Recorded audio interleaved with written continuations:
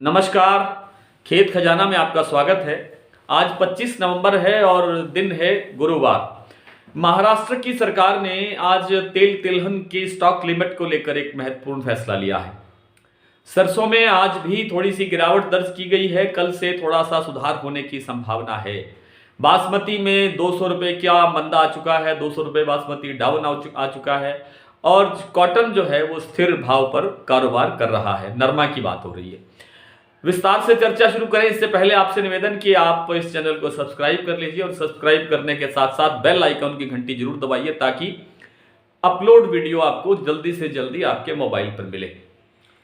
आज महाराष्ट्र की सरकार ने एक बहुत ही महत्वपूर्ण फैसला लिया है कि तेल तिलहन पर स्टॉक लिमिट नहीं लगाई जाएगी। इस फैसले के आते ही आपको पहले इससे अवगत करवा दें कि केंद्र सरकार ने सभी राज्यों से अपील की थी कि तेल तिलहन पर स्टॉक लिमिट लागू की जाए और सख्ती से लागू की जाए और इसके जो पैमाने हैं यानी कितना स्टॉक लिमिट लगाना है, कितनी मात्रा रखनी है और कितनी अवधि तक लगाना है, ये सब चीज़ें राज्य सरकारों पर छोड़ा था कि आप अपने स्तर पे अपने हिसाब से लगा सकते हैं।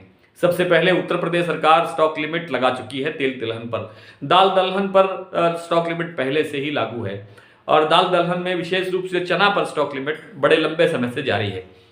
तेल तिलहन पर स्टॉक लिमिट लगाने का मतलब यह है कि सरसों का जो तेल है या जो और दूसरे खाद्य तेल हैं उन पर जो महंगाई बढ़ रही है निरंतर, उस पर अंकुश लगाया जा सके। लेकिन आप देख रहे हैं कि जब से सरकार बार बार कोशिश करती है तब से सरसों और सरसों का तेल और दूसरे जो सोयाबीन की तरह या दूसरे तेल तिलहन में जो आते हैं, जिनसे आती हैं, उन सब में महंगाई बढ़ती जा रही है, उनके भाव ऊंचे होते जा रहे हैं। अब चूंकि सरकार के सामने कुछ राज्यों के इलेक्शन है, कुछ राज्यों के चुनाव है, तो इस दृष्टि से सरकार चाहती है कि तेल तिलहन की जो महंगाई है उस पर किसी तरह से अंकुश लगाया जाए। लेकिन महाराष्ट्र सरकार ने बिल्कुल स्पष्ट शब्दों में मना कर दिया और कहा कि इस समय तेल तिलहन पर स्टॉक लिमिट लगाने का मतलब है सोयाबीन के किसानों के साथ धोखा। महाराष्ट्र सोयाबीन का एक बड़ा उत्पादक राज्य है और महाराष्ट्र में इस बार सोयाबीन की फसल के जो किसान हैं उनको काफ़ी नुकसान झेलना पड़ रहा है। पहले महंगी दरों पर बीज लिया और उस पर फिर ऊंचे भाव जो है वो मिल नहीं पाए, कुछ फसल भी खराब हुई, बर्बाद हुई बेमौसमी बरसात के कारण।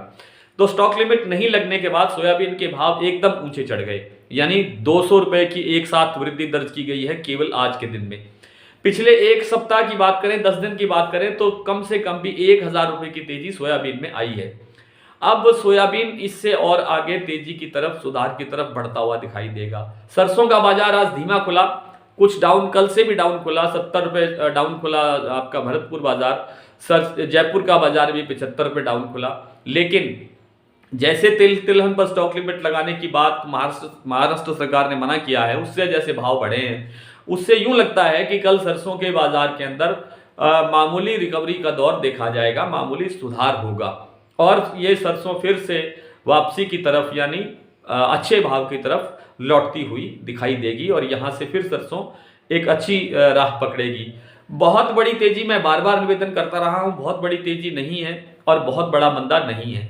सरसों इसी तरह से अप डाउन के साथ आगे बढ़ती रहेगी, भाव में सुधार होता रहेगा, चाहे थोड़ा हो चाहे ज़्यादा हो, लेकिन बड़ा कोई नुकसान नहीं होने वाला है और बड़ा कोई लाभ का अवसर मिलने वाला नहीं है कि अचानक ही 500-400 रुपये सरसों बढ़ जाए, ऐसा नहीं होगा।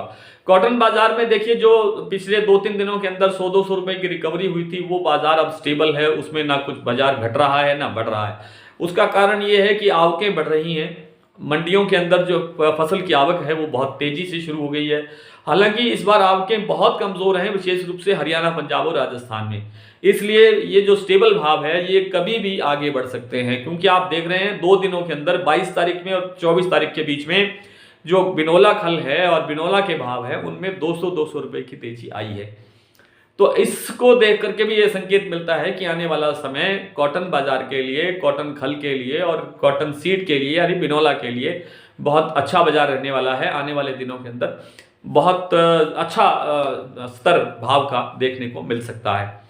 बासमती की जो खरीदारी है वो थोड़े से स्टॉकिस्टों ने इसलिए की थी कि अब आगे जो विदेशी बाजारों से, अंतर्राष्ट्रीय बाजार से मांग निकलने वाली है। ईरान ने अपना बाजार पहले ही खोल दिया है आयात के लिए और इस उम्मीद में कि अब आगे बहुत जल्दी मांग निकलेगी अंतर्राष्ट्रीय बाजार में, तो लोकल स्टॉकिस्टों ने उनको स्टॉक करने के लिए चावल की खरीद की थी पिछले ये जो इतवार बीता है, इतवार और सोमवार को बड़ी अच्छी तेजी के साथ व्यापारियों ने, स्टॉकिस्टों ने चावल खरीदा। इससे भाव जो ट्रेडिशनल बासमती है वो 4400 रुपये तक पहुंच गया था, जो अब वापस 4200 के घरों में आ गया है। कहीं कहीं 4300 बिक रहा है, लेकिन बहुत कम। पेहोवा मंडी है हरियाणा की एक, जहां 4200-4300 के बीच में ट्रेडिशनल बासमती कारोबार कर रहा है। दूसरे जो भाव है 1121 के भाव है, फिर 3900 की तरफ दिखाई दे रहे हैं। 1401 का जो भाव है वो 3600-3700 पे वापस आ गया है, और जो 1718 का भाव है वो भी 3800 के घरों में कारोबार करता हुआ दिखाई दे रहा है। लेकिन स्टॉकिस्टों ने अभी एक अनुमान है कि सिर्फ 25% माल परचेज किया है, उसके बाद वो अंतर्राष्ट्रीय स्तर की मांग निकलने की इंतजार करेंगे।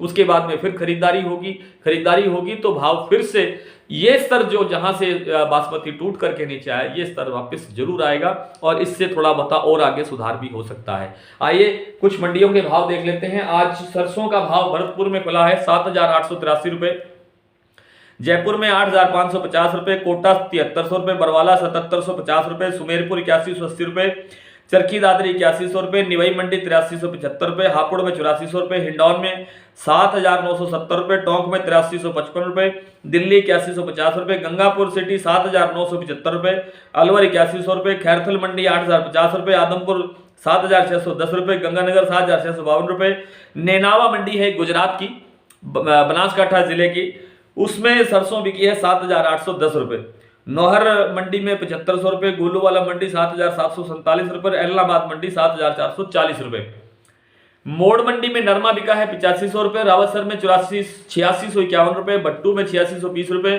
फतेहाबाद में 8525 रुपये, बरवाला में 8045 रुपये, संगरिया में 8731 रुपये, गंगानगर में 8725 रुपये, हनुमानगढ़ में कॉटन बिकी है 8800 रुपये, संगरिया में 8700 रुपये, एलनाबाद में 8670 रुपये, सिरसा में 8651 रुपये, बोहर में 8680 रुपये, आदमपुर में 8570 रुपये, गोलूवाला में 8815 रुपये। तो कल फिर आपसे इसी तरह से भाव के साथ मुलाकात होगी। तब तक के लिए नमस्कार।